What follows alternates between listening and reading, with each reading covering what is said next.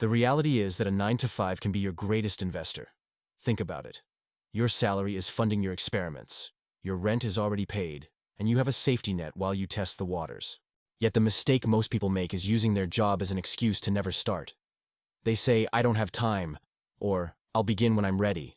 But readiness is a mirage. You don't suddenly wake up with a calendar that clears itself. You have to manufacture time. And it begins by treating every hour outside of work like an investment vehicle.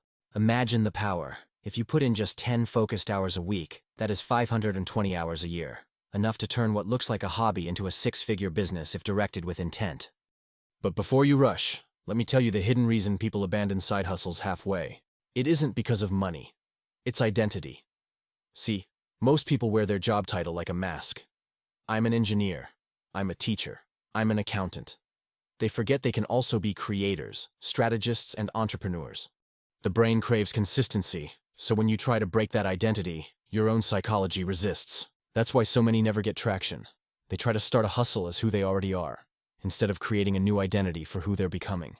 The moment you shift and start saying, "I'm building something of my own," you stop shrinking your potential to fit your business card. And that shift alone can triple your persistence. Still, you might wonder, how can you stand out when every niche seems flooded?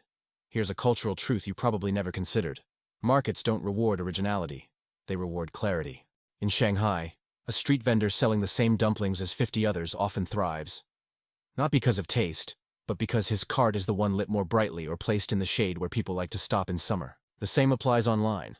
Most people try to create never-seen-before ideas, then give up when nobody notices. The smarter move is to take something familiar but position it with more clarity, more resonance, a sharper promise.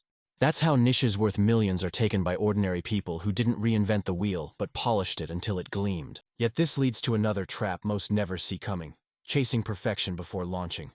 They spend months designing logos, polishing websites, and tweaking color schemes. But here's a statistic that should jolt you.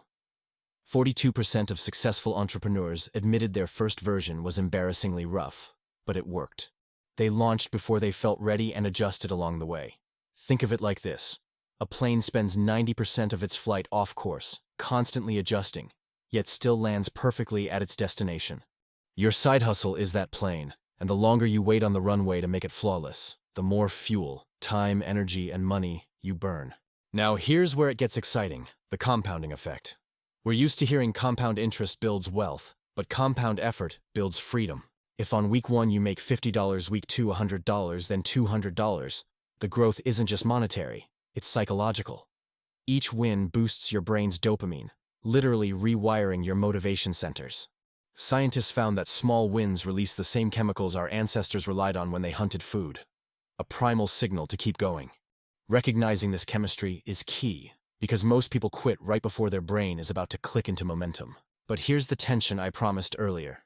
At some point, your hustle will demand the one thing you fear losing: rest.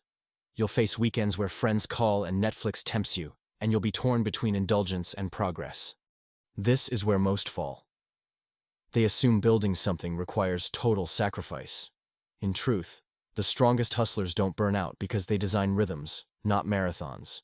2 hours of deep focus at night, 3 hours on the weekend. That's it. Because success isn't about working endlessly. It's about working rhythmically until the scales tip, and your side hustle doesn't just supplement your income, it outruns it. And now, the most important insight of all: the finish line isn't quitting your 9 to 5, it's having the choice. Choice is freedom's real currency. When your side hustle gives you the option to stay, to leave, or to negotiate life on your own terms, you've won. Money is just the scoreboard. The true prize is autonomy. And the only way to get there is to stop waiting for the perfect time. Because time itself doesn't hand opportunities. It has to be carved, protected, and used with intent.